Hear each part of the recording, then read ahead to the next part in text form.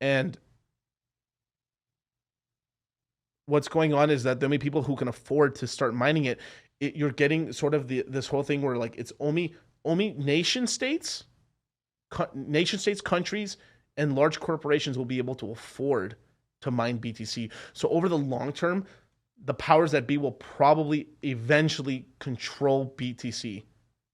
Now it's not happening right now, but this is something that like it's worried me for a long time now, and um maybe I'll save that for another stream. But like BTC is heading towards centralization now. Ethereum centralization is a little bit different. So Ethereum centralization is because you need 32 Ethereum, right? Which is still a decent amount of money. Can you share my screen for 1 second? Let's see what 32 Ethereum costs right now. 32 Ethereum cost, and it doesn't show it. Let me just refresh this page real quick.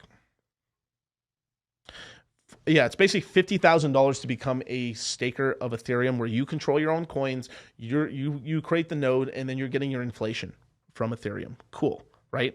But what's going on is the average person doesn't have that kind of scratch. 50 G's is still 50 G's. That's the average income in America, like having that handy, right? Now, if you stay in crypto long enough, you'll get that kind of cash. But for people coming into the space today, 32 Ethereum is, wow, $50,000 is a lot of money. And and this is at a bear market. Imagine like we do a 10x as an example. I know that's a lot, 15,000, but let's just say a 10x.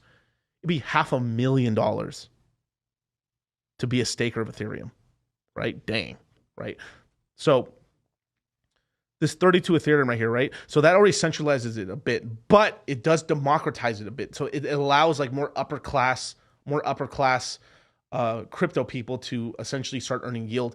And this is cool. But what happens is the average person who holds Ethereum and stuff has like 1 or 2 or 3 or 5 Ethereum. So what they're doing is, because of people coming from whatever financialized education that they have, it comes from the old space, from the traditional space, and this is about tracing the middleman. So what's going on is that there's a huge amount of glut of supply in Lido, which is more of a DeFi platform, but it's still kind of scary that they have so much supply, and the rest of it is in exchanges: Coinbase, Kraken, Gemini, Gemini. And Binance. So you've got a concentration in these four exchanges and one DeFi protocol. You have basically 40% plus of all of Ethereum.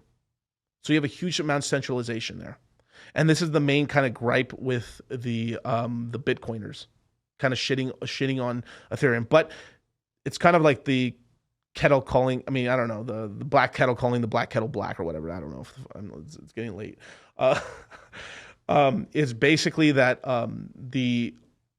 they're heading towards centralization as well, because the incentive that they give is not enough, and the barrier to entry just keeps going higher and higher and higher. So you're getting more larger players, and that means more centralization, which means that things could be affected somehow in the future. And I will say this right now.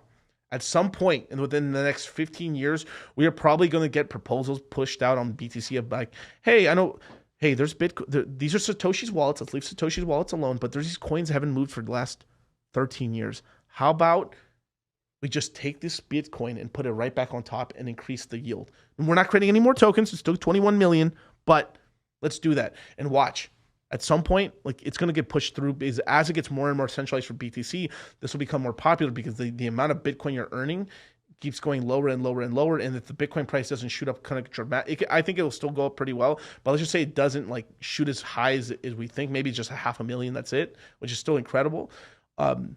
It can put so much pressure on the whole industry that that sort of thing might pass one day.